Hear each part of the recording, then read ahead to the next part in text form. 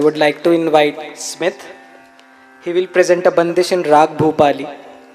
And I would like to again welcome Shri Gagan on tabla.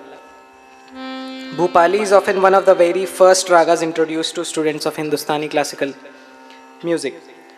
Using only 5 notes, it creates an atmosphere of hope, joy, and serenity. Its simplicity reminds us of an important lesson, not only in music, but in life, that profound beauty often emerges from the simplest of ideas. So please welcome Smith Patel. Thank you for this opportunity.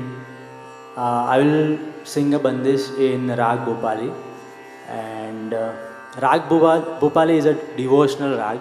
So it is mostly sung in the evening, and it's Bhakti Ras rag. So it is calm and devotional, and it doesn't have the swars ma and ni. So it will be very smooth and soothing. So I hope you will all enjoy this performance. Thank you.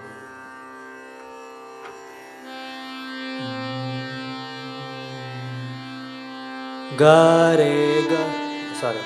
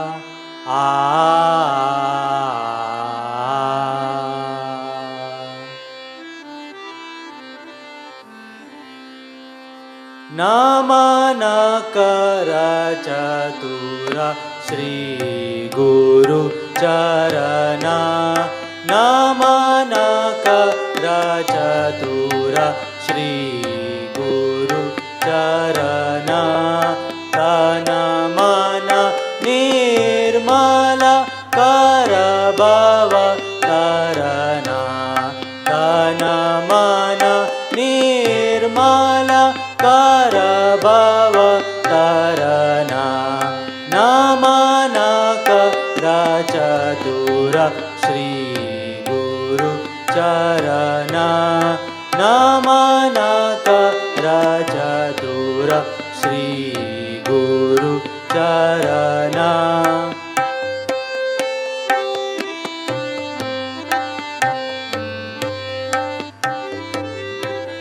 जोई जोई द्यावत शुभ फल पावत, जोई जोई द्यावत शुभ फल पावत, जनन मरण दुख सब निस्तरना, जनन मरण दुख सब निस्तरना,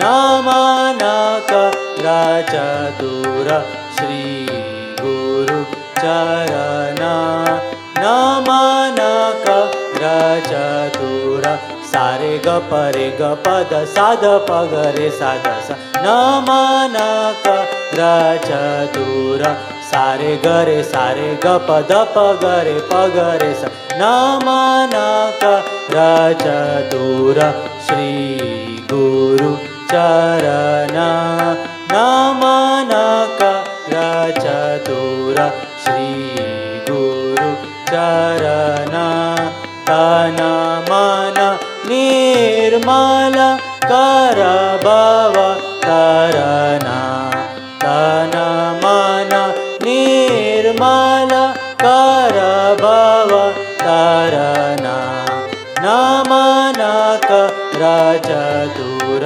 श्री गुरु चरणा, नमन कर चतुर, नमन नामानक रचतुर नामानक रचतुर श्री गुरु चरण. Thank you.